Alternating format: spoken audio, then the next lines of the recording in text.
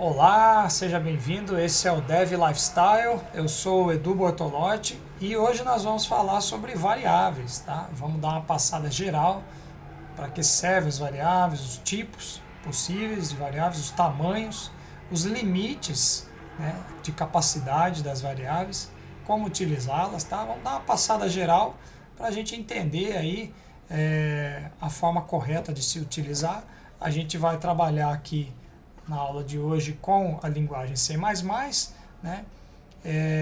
Então, cada linguagem vai ter algumas diferencinhas ali de alguns tipos específicos de variáveis, tamanhos também, mas essencialmente esses conceitos dá para ser aplicados em qualquer outra linguagem, tá? Que tenha os tipos bem definidos, porque tem algumas linguagens em que funciona um pouco diferente isso, as variáveis são mais, não são tipificadas duramente, vamos dizer assim. Mas isso é um assunto para outro tema. A linguagem nossa aqui, o C++ de hoje, os tipos são bem definidos. Tá?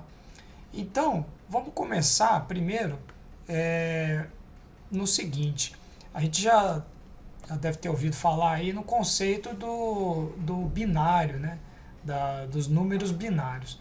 Então, por que a gente precisa saber qual é o tamanho, qual a capacidade de uma variável? Porque a gente tem que adequar o tamanho do recipiente com a coisa que a gente vai colocar dentro, né? Então, se a gente imaginar um recipiente onde a gente guarda objetos, né, a gente pode pensar em caixas, em potes, em armários, tá? E tem recipientes que são refrigerados, como por exemplo coolers, bolsa térmica, geladeira, enfim. E tem outros tipos que são para coisas perecíveis, né? Alimentos em que você tem uma temperatura controlada, né? Ela não fica ali exposta ao sol, por exemplo. Enfim, são inúmeros tipos de recipientes que a gente armazena nossos objetos, as nossas coisas, né? Então, sei lá, vamos pensar em tipos de coisas que a gente guarda. Então, a gente pode listar inúmeros, mas como exemplo a gente pode pensar, primeiro, armários para a gente guardar roupas, tá? Então, qual é o tipo da coisa que a gente quer guardar? Roupas. Então, roupas, sapatos, né? Tudo relacionado à vestimenta, tá? De repente até maquiagens, acessórios, enfim. Vamos categorizar como vestimenta, vestuário. Então, onde a gente pode guardar vestuário? A gente pode colocar numa mochila, né? Numa sacola, tal. A gente pode colocar numa mala, pode colocar também num próprio guarda-roupa, tá? Esses são alguns exemplos. Então veja, o tipo do objeto que a gente está querendo armazenar aí, nesse caso, é vestuário. Tá? Agora, quais os tamanhos? Tamanhos são inúmeros, né? Desde uma valise, né, algo pequeno ali, até uma mala maior para viagem, até um guarda-roupa em que você guarda muita coisa. Tá? Um outro exemplo seria comida. Tá? Mas mesmo numa categoria de comida, a gente tem a comida, vamos dizer, que é um estoque ali, né, que é a dispensa, vamos dizer assim, o alimento não perecível, né? Então são latarias ali, farinhas, enfim, coisas que não estragam rapidamente, tem uma validade maior, né? Até leite, né, desses longa-vidas, enfim, qualquer coisa que dá para guardar num armário. E tem outro tipo de comida que é a comida preparada, os alimentos frescos, né? Então, desde legumes, verduras, até, sei lá, carnes já assadas e tal, ou até a carne congelada, você tem que guardar num lugar refrigerado, tá? Então, aí já são mais dois tipos de objetos, de materiais, vamos dizer assim, que a gente quer armazenar. A comida não perecível e, né, o alimento que é perecível. Tá? O alimento perecível você tem que guardar num local refrigerado, de preferência, né?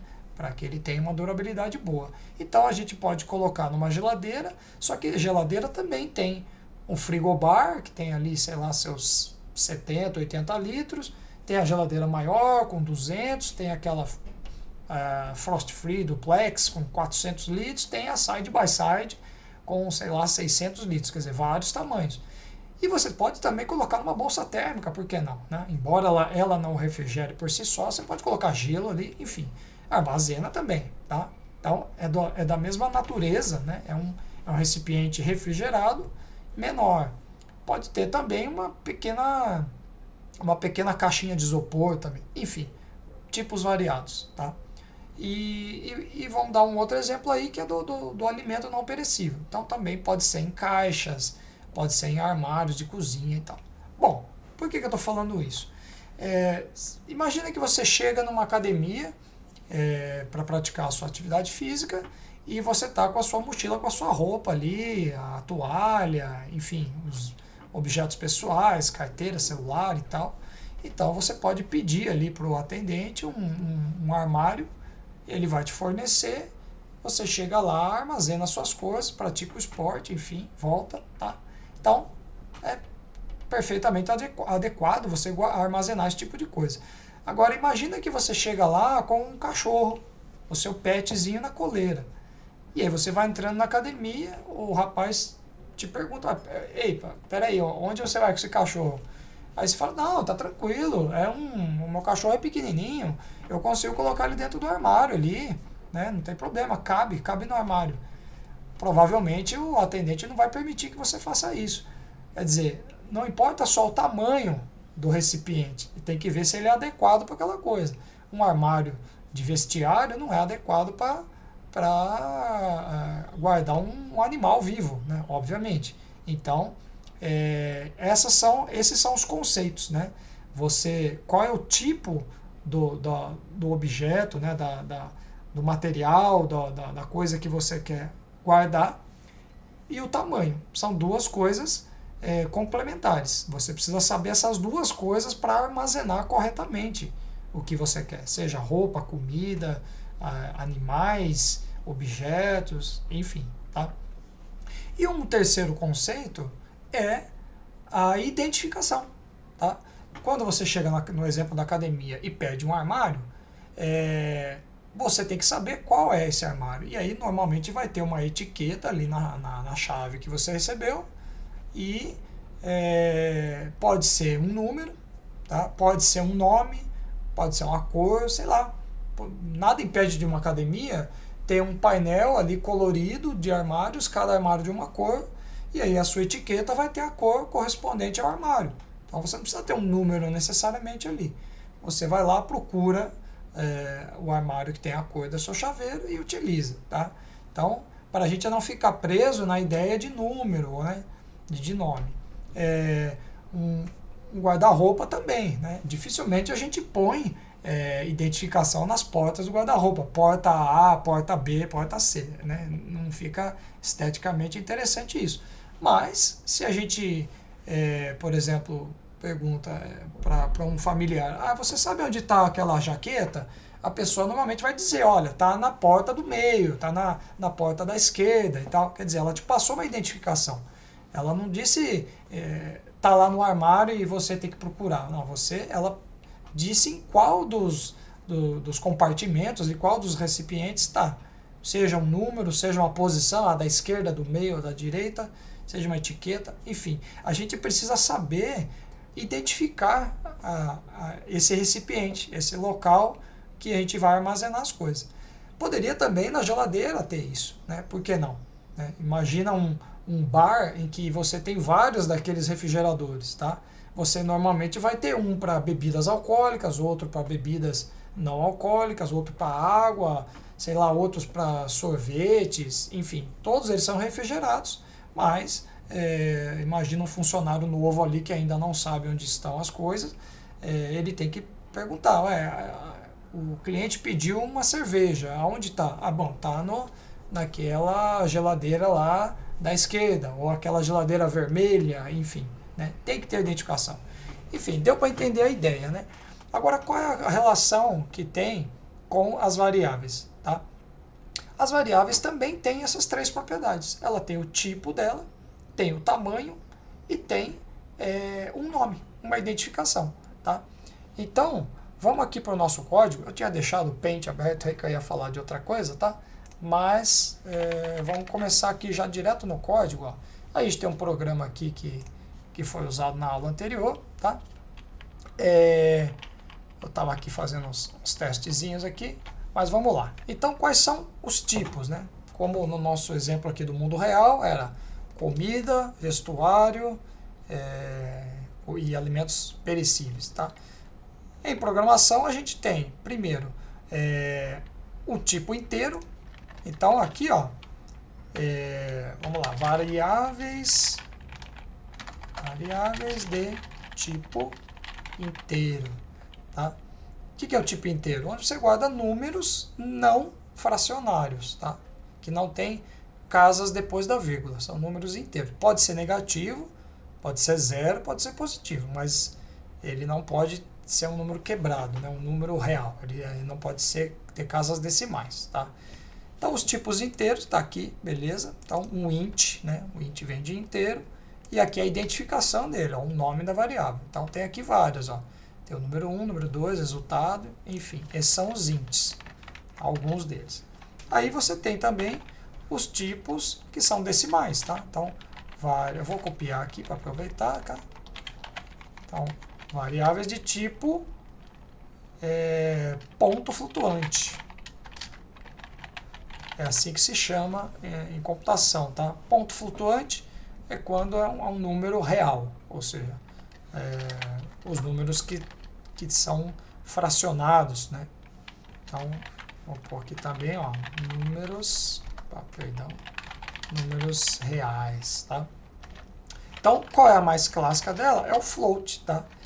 Eu fiz questão de mencionar esse termo ponto flutuante justamente porque flutuante em inglês é float, né?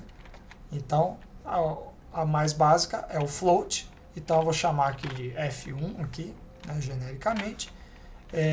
E já vou inicializar ela aqui com algum valor para a gente ter uma noção como é. Então, seria um número com uma casa decimal, por exemplo, ou várias casas decimais, tá?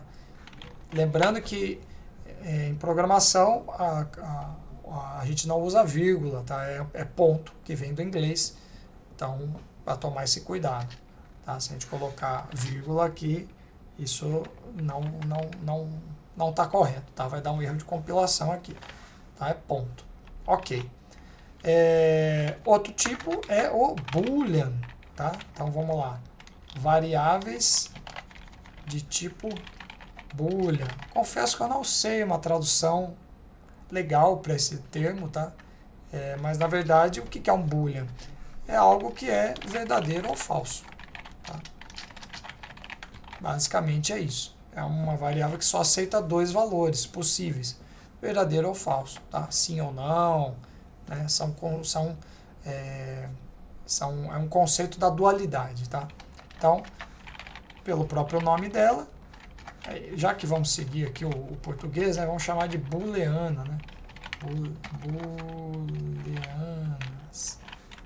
Booleanas. Então, a abreviação bool, né, o nome aqui em C++ é bool, então vou chamar de B1. Então, a gente poderia colocar nelas, por exemplo, true, tá? Ou false, que colocar no comentário. Então, true verdadeiro, false, falso, tá? Que mais? Temos os tipos de caractere, né, de texto. Então, variáveis de tipo texto, tá? Ou caractere, né? Então, por que eu fiz questão de falar caractere? Porque caractere do inglês é character, né? Então, o nome da variável C++ é char, então vamos chamar de C1 aqui. E aí, inicializando ela, né, a gente poderia colocar letras dentro dela, tá? O char, ele só aceita uma letra, tá? Nós já vamos falar mais sobre isso. Então, por isso que eu coloquei aqui, ó, só uma letra. E aqui embaixo que a gente já tinha, ó, o string. Tá? O string não é um tipo, vamos dizer, nativo da linguagem. Tá? Ele tem até a cor aqui mostra um pouco diferente. Tá? Ele mostra amarelo porque ele é uma classe. Tá? Nós vamos ver mais para frente o que é o que são classes de objetos e tal, e estruturas de dados mais complexas. Mas, para o nosso propósito aqui, pense que assim, o char é um caractere só, e a string, vou até inicializar aqui com alguma coisa, ó, sei lá, é um texto, enfim, vou colocar uns espaços aqui, ó, só para você ver que é possível ter outros caracteres especiais, símbolos, enfim, qualquer caractere printável dá para colocar num texto desse aqui, tá? Então a string basicamente é uma sequência de chars, tá? É isso. Não tem problema eu inicializar ela aqui com um texto qualquer, porque mais para baixo aqui vai ser sobrescrito, né? Ela vai ser reutilizada, tá? As variáveis se chamam variáveis justamente porque elas podem variar ao longo da execução do programa, elas podem assumir vários valores, tá? Então, tudo bem de eu deixar ela inicializada aqui. Bom, ok, aqui são os tipos, tá? Então, é o tipo int, float, né, inteiro, ponto flutuante, número real, né? Bool, né, que é o booleano, sim ou não, verdadeiro ou falso, e caracteres. Existem outros, tá? Tem um tipo que é tipo ponteiro, tá? Só que nós não vamos abordar isso agora, é algo mais avançado, então deixa aí quietinho. Vou deixar assim, futuro, tá? Só um comentário aí. E tem também um tipo que é o void, tá? O void em inglês é vazio, então assim, a gente não cria uma variável de tipo void, porque não faz sentido, tá? Mas o void é considerado um tipo também, e ele vai ser utilizado principalmente em retornos de funções, tá? Complicou, não falei de função ainda, mas vamos lá, olha aqui, ó, int main, o main é a nossa função principal. Então, uma função em programação ela tem essa cara aqui, ó. Ela tem um tipo, um nome, um abre e fecha parênteses aqui, que pode ter coisa aqui no meio, tá? Mas depois a gente aborda isso. Aí ela abre aqui uma chave, tem todo o conteúdo aqui dessa função e fecha. No final dela aqui, ela tem que retornar alguma coisa, tá? Como essa função main aqui, que é a função principal do nosso programa, ela é int, ela tem que retornar um valor inteiro aqui. Ué, mas aqui não tem nada retornando. O que é um retorno? O retorno é basicamente uma operação, né? um statement que return alguma coisa, tá? No caso aqui que é inteiro, então eu poderia colocar aqui, ó, return 0. Então, quando o nosso programa, o main aqui, terminar, ele vai retornar 0. No C++ aqui, a gente pode omitir isso, tá? Essa linha é como se estivesse aqui, tá? Ela não está, mas é como se estivesse. Quando o nosso programa termina, ele, se não tiver um return aqui, ele vai retornar 0. Tá? Se eu retornar algo diferente de 0, aí é considerado um erro, né? Isso é uma convenção. Quando um programa retorna, se ele retornar 0, por convenção, você considera que foi tudo bem. Se retornar um número diferente de 0, é que deve ter ocorrido um erro. Tá? Então, quando uma função não retorna nada, ela não precisa retornar um valor, a gente diz que ela é do tipo void. Quer dizer, ela retorna vazio. Então, quer dizer, ela sempre retorna. Uma função, ela começa, quando termina, ela tem que retornar, ela termina. Então, se ela não retorna nenhum valor, a gente diz que ela retorna void, tá bom? Então, guarda isso daí na caixinha, outro dia a gente volta para isso, tá bom? Então, vamos lá, esses aqui são os tipos. Agora, e os tamanhos? Eu falo, tá, eu tenho uma variável aqui, essa primeira linha aqui, ó, int número 1, tá? Como é que eu sei? Eu posso pôr qualquer número nela? Eu posso colocar 10 bilhões aí, 1 trilhão, tem uma capacidade máxima, porque se eu tenho geladeira, que cabe a certas coisas, frigobar cabe em outras. Tá? Para eu colocar uma melancia inteira no frigobar, provavelmente eu não vou conseguir. Mesmo que eu retire as prateleiras ali, provavelmente a portinha não vai fechar. Então tem um limite. Tá? O armário é a mesma coisa, mochila, enfim, o armário da academia. Então não é só o tipo que importa, é o tamanho. Então esse int aqui, quanto cabe? Aí é que tá. o conceito do C++, a linguagem C++, ela, e as outras também, elas dependem do computador onde está rodando, o computador para o qual esse programa foi feito. Tá? A linguagem é a mesma. Tá? Se você sabe C++ e usar ele no Windows, você vai usar ele no Linux também. Você vai conseguir rodar C++ num celular, enfim, qualquer que seja o seu dispositivo, tá? Ou o sistema operacional ali, Windows, Linux, Mac, enfim. Só que o tamanho das variáveis pode mudar um pouco entre cada plataforma, tá? Então, agora sim, nós vamos ali para o Paint, que eu fiquei um tempo, tá? Que eu quero mostrar uma questão. A gente precisa saber um pouquinho o que são os bits e os bytes no computador, tá? Então, o que é um bit? Um bit é a menor capacidade possível de se armazenar uma informação no computador.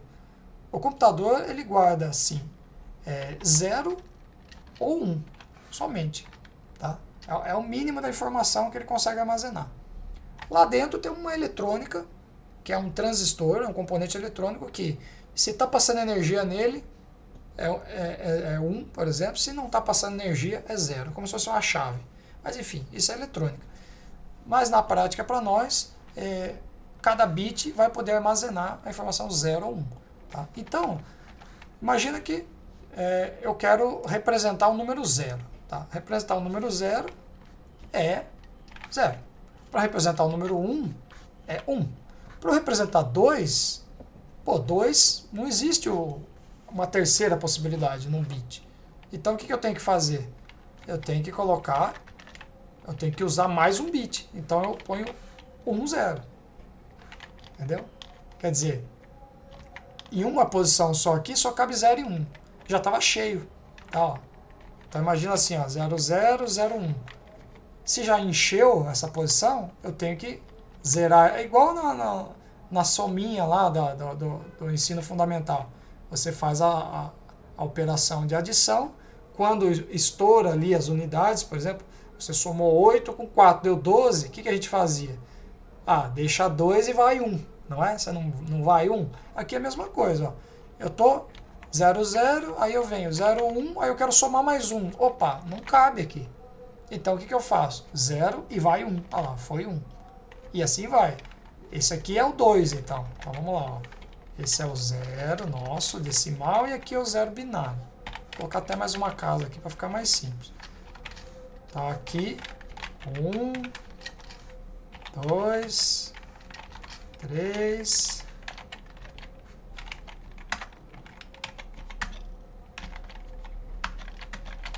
Só alguns aqui para a gente ver de exemplo, tá? 4, 5, 6, 7, 8, tá bom. Aí vamos lá. Eu tô com 1, 0, 1 agora. Eu quero adicionar mais um, beleza? Aliás, 0, 1, 0, né?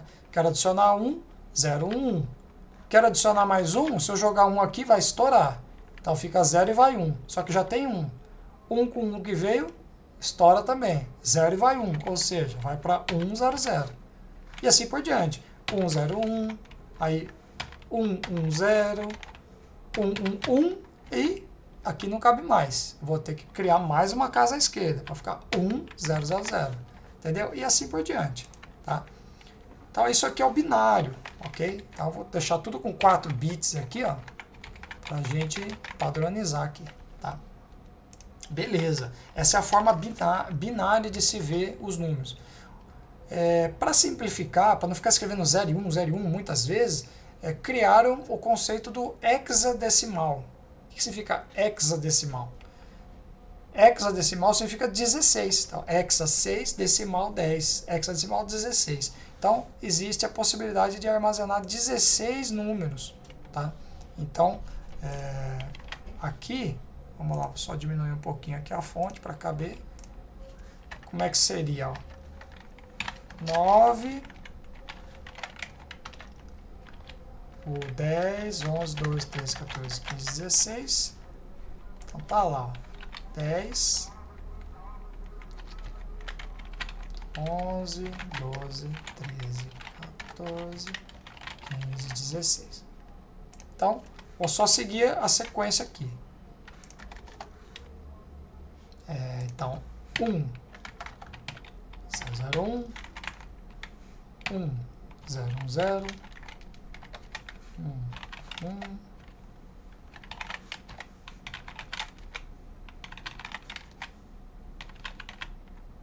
pulei algum? Será?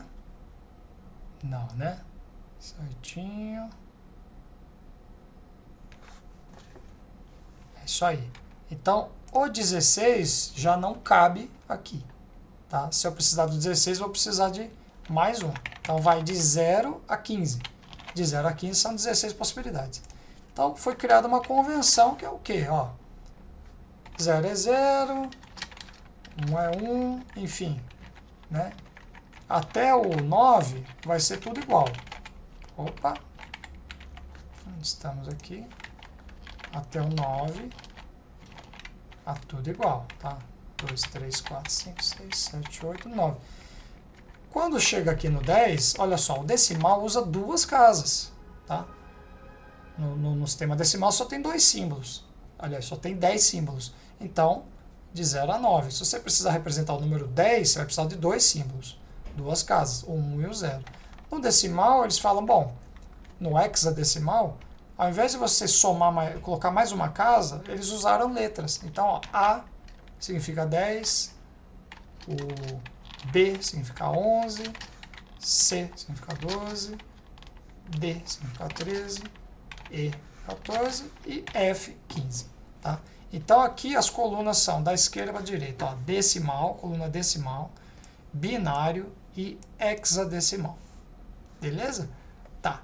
Então, isso aqui é importante, essa lógica, vocês saberem um mínimo aqui de binário e hexadecimal, tá bom?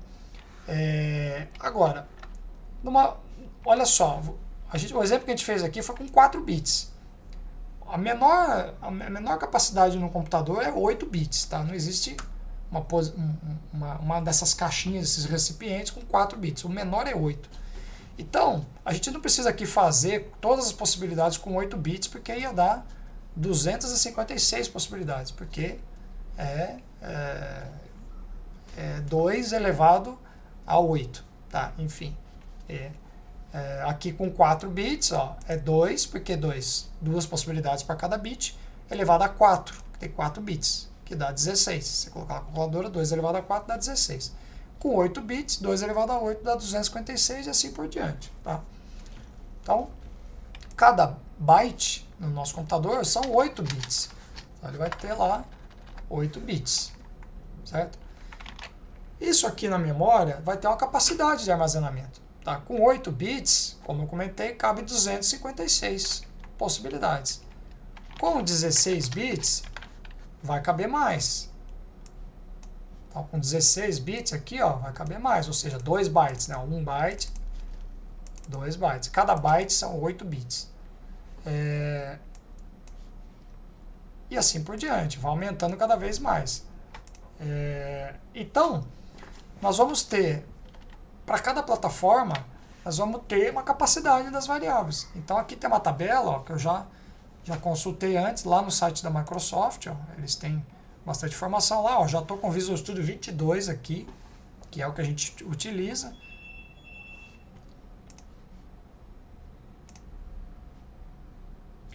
Então, as variáveis, elas são basicamente medidas, né, os tamanhos delas são de byte em byte. Né, a gente não vai ter variável com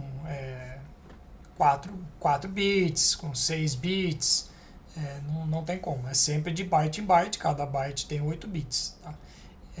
Outra coisa é que os bytes, eles são em múltiplos, então ou vai ter uma variável de 1 byte, ou de 2, ou de 4, ou de 8, tá? Não vai ter variável com 3 bytes, tá?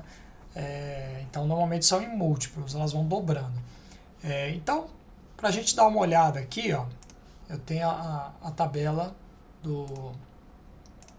aqui do site da Microsoft. Então tá lá, ó, aqui tem todos os tipos aqui, ó, é uma lista grande, tá? mas na verdade muitos deles se referem ao mesmo. É só uma forma diferente de nomenclatura, né? Então tá lá, ó, nome do tipo, quantos bytes ele tem, outros nomes, né, para esse mesmo tipo. E aqui, ó, nessa coluna da direita, é o mais importante, é a faixa de valores, né, range, é a capacidade dessa variável, tá? Dependendo do tamanho. Então olha lá, ó, o nosso famoso int ali tem 4 bytes, tá? Então ele vai de menos 2 bilhões e alguma coisa aqui a 2 bilhões e alguma coisa. Ah tá, mas se é um número tão grande assim, o que me importa isso? Importa porque às vezes você quer fazer uma aplicação que vai criar, vai declarar muitas variáveis, ou então, não porque ela vai ter muitas variáveis, mas porque ela vai estar rodando num sistema lento, um sistema com pouca memória. Então faz sim diferença você declarar, né, variáveis de acordo com a sua necessidade, e não colocar variáveis muito grandes se não há necessidade. Isso é uma coisa, para economizar memória e ganhar velocidade na execução do programa. Outra coisa é também você não correr o risco de estourar o tamanho. Tá? Esse é o ponto que eu quero fechar aqui a nossa aula hoje, é com um conceito que se chama truncamento. Tá? O que é truncar? Truncar é quando a gente tem que eliminar, cortar um pedaço da informação para caber na variável. Então, fazendo analogia aí com os recipientes que a gente tinha falado antes, seria o que? Você pegar a sua melancia e tentar colocar no frigobar. Tá? Mesmo que você retire ali as prateleiras do frigobar, a porta não vai fechar provavelmente, né? A melancia inteira. Então, para você conseguir colocar a melancia no frigobar, necessariamente você vai ter que cortar um pedaço dela. Vai ter que arrancar uma tampa ali, ou talvez até as laterais. Você vai ter que truncar a sua melancia para ela caber dentro do frigobar. Tá? A informação, ela perde parte dela. Continua sendo melancia, mas você perdeu um pedaço. Tá? E quando se trata de números, isso vai gerar um problema para a sua aplicação se você não usar corretamente. Tá? A melancia ela ainda continua com o mesmo sabor, mesmo cortada. Mas se você pegar um número muito grande e ter que cortar um pedaço dele, o número vai passar a ser outro número. E aí isso pode gerar uma série de bugs no seu programa e comportamentos inesperados. Tá?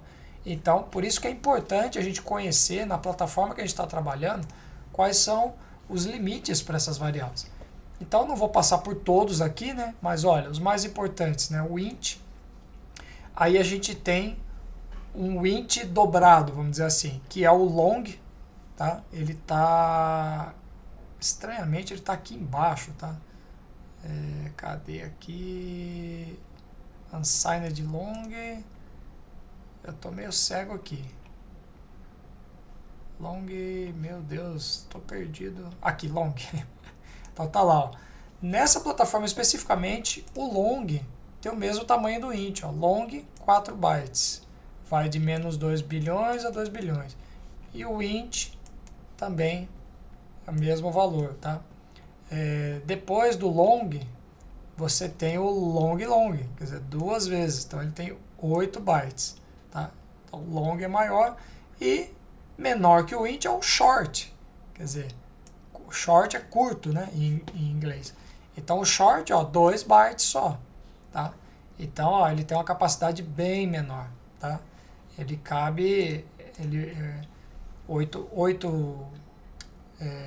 2 bytes são 16 bits, 16 bits, se você fizer a conta, dá 65.536 possibilidades só. Então, como ele vai de negativo a positivo, são menos 32 mil e pouco para um lado, o zero e mais 32 mil e pouco para o outro lado, tá bom? Então, aqui é uma tabela grande, tá? A gente não precisa ver tudo isso, mas indo lá para o código, então, eu vou colocar aqui, ó, em ordem de tamanho, né? Então vamos lá, a gente tem um short, vou chamar de S1. Então se eu tentar no short colocar um número maior que, vamos supor, 33 mil, ele já vai dar problema, tá?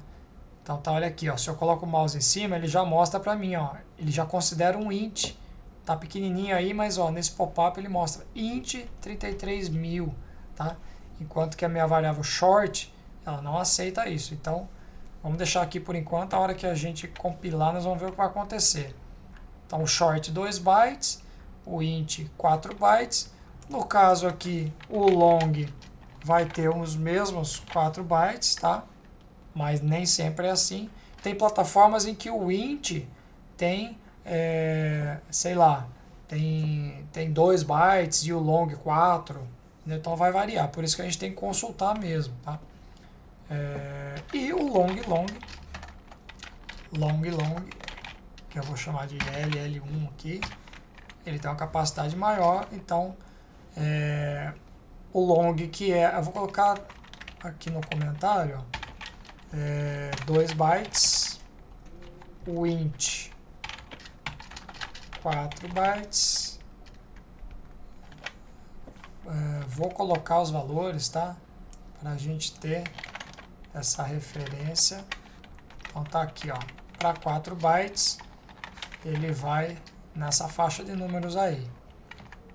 O long vai ser a mesma coisa, tá?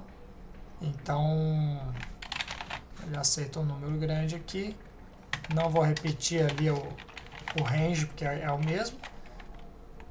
No long, então, são 8 bytes. E aí a capacidade passa a ser astronômica aqui, tá? Então, dificilmente nós vamos estourar esse número. Lembrando aqui, de novo, né, como eu tinha dito antes, as casas decimais em inglês é ponto e a vírgula eles usam para dividir os milhares, né, a cada ordem de grandeza, né, 1000, milhão, bilhão, trilhão.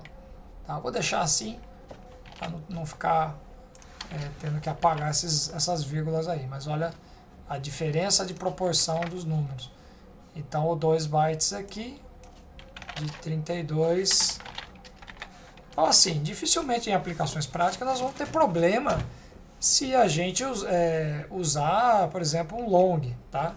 Ou um int aqui que tem 4 bytes, né? Porque 2 bilhões e tal, ok. Agora, às vezes a gente quer economizar memória ali e tal, tem que ver se usando um short, por exemplo, se não vai passar disso daqui. Eu vou fazer uma aplicação que vai fazer, sei lá, cálculo das médias das notas dos alunos de uma escola.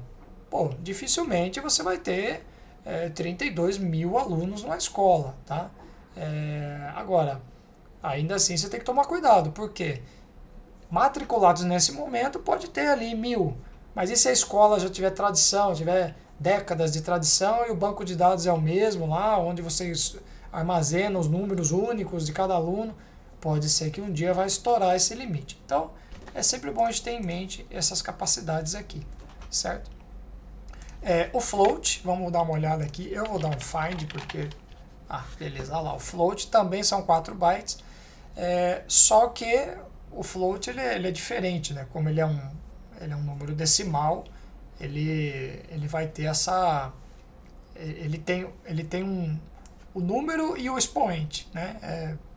Que eles chamam de mantissa e o expoente. Enfim, isso é um termo da matemática, mas enfim, ó, a capacidade dele é 3.4 vezes 10 elevado a 38, entendeu? Então, um número vezes 10 elevado a 38 é um número muito grande, né? Mais ou menos 38, né? Ele pode ser positivo ou negativo aí, tá bom? Então tá lá, entre parênteses, 7 dígitos, olha lá, quanto ele aguenta. E no double, que tem essa capacidade maior, o double é um float com 8 bytes, ele cabe mais dígitos. Então, olha só, por algum motivo aqui, esse número 254,62 ele considerou double, tá? Embora aqui fale que permita 7 dígitos, tá? Não, eu achei um pouco estranho isso, mas ok, às vezes é só alguma coisa aqui do Visual Studio. Já o double, a gente consegue colocar mais casas decimais, olha lá, ele continua sendo double, tá vendo? O mesmo com, sei lá, muitos dígitos aqui, ele vai numa boa. Então, esse aqui também é 4 bytes e esse 8 bytes. Vou colocar entre parênteses aqui 15 dígitos, para a gente lembrar, para não ficar com aquela notação científica lá, né, de esse 3.4 vezes 10 elevado a 38, que não é muito amigável, né, essa notação aí. Beleza, 7 dígitos e 15 dígitos. Beleza, então basicamente é isso daí.